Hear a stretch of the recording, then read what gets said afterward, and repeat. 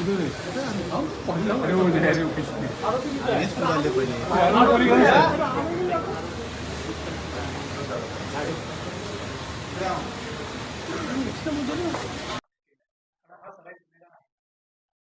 दिनांक 11 तारखेला संगीता भोईर नावाच्या गृहिणी ज्या पनवेलमध्ये राहतात, ह्या ऑटो रिक्षाने त्यांच्या राहते घरी निघाल्या होत्या.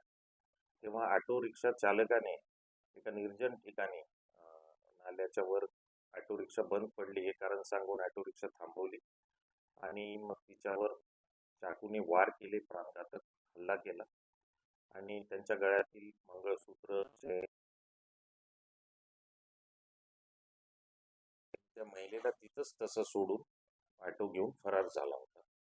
या अनुषंगाने पनवेल शहर पोलीस स्टेशन येथे गुन्हा दाखल करण्यात आला. जबरी चोरीचा गुन्ह्याचं गांभीर्य ओळखून एसीपी पनवेल ढोले यांच्या सुपरविजन खाली आपण 4 पथकं तयार केली होती. सीपी सरांच्या आदेशाने क्राईम ब्रँचने सुद्धा पॅरलल इन्व्हेस्टिगेशन सुरू केलेलं होतं. यामध्ये चॅलेंज असा होता की ऑटो रिक्षाचा क्रमांक आपल्याला माहीत नव्हता. तांत्रिक तपास केला, फुटेज तपासले तरी क्लू लागत नव्हता. मग त्या घटनेच्या वेळी कोणी ही घटना पाहिली का, उपस्थित होतं का, या अनुषंगाने आमच्या पथकाने तपास सुरू केला. मग प्रत्यक्षदर्शी साक्षीदार निष्पन्न केले होते. मग त्यापैकी एका साक्षीदाराने ऑटो रिक्षाचे शेवटचे 4 आकडे नंबर मधले पाहिले होते. त्यांना सिरीज किंवा कोड माहीत नव्हता. त्या अनुषंगाने पोलिसांनी ते 4 अंक असलेले सर्व ऑटो रिक्षाची तपास केला. त्या दरम्यान MH04LX 4619 ह्या ऑटो रिक्षा चालकाला इंट्रोगेशन केलं असता त्यांनी हा गुन्हा केल्याचं कबूल केलं. त्याच्याकडून आपण आतापर्यंत जे मणिमंगळसूत्र त्यांनी जबरी चोरी केलं होतं ते आणि ही गुन्ह्यातली ऑटो रिक्षा जप्त केलेली आहे. याचा तपास सिनियर पीआय ठाकरे करत आहेत.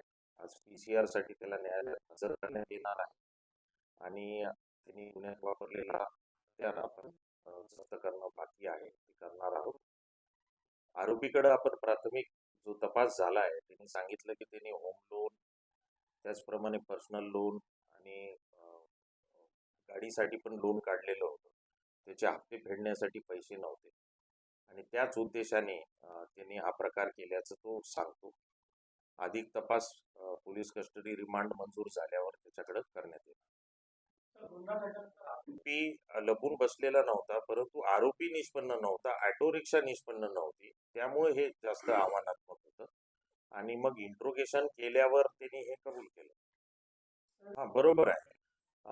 परंतु आता पनवेल महानगरपालिकेतर्फे एक प्रोजेक्ट करण्यात येणार आहे CCTVचा. त्याचं टेंडर झालेलं आहे आणि आम्हाला आशा आहे की हे लवकरच ते काम पूर्ण होईल आणि त्याचा निश्चितच मग पुढील डिटेक्शनसाठी म्हणा, प्रिव्हेन्शनसाठी आपल्याला फायदा होईल. आता आतापर्यंत त्यानं जे सांगितलं, त्याने सांगितलं की जे काही मला हिट ऑफ द मुवमेंट मध्ये केलं ते की मी केलं आणि हा पहिलाच प्रकार आहे जो त्याने केलेला आहे. आता या गोष्टी आम्ही व्हेरीफाय करत आहोत. गुन्हे अभिलेख तपासणे, अजून काही त्यांनी असे प्रकार केलेत का याबाबतचा तपास आपण करत आहोत.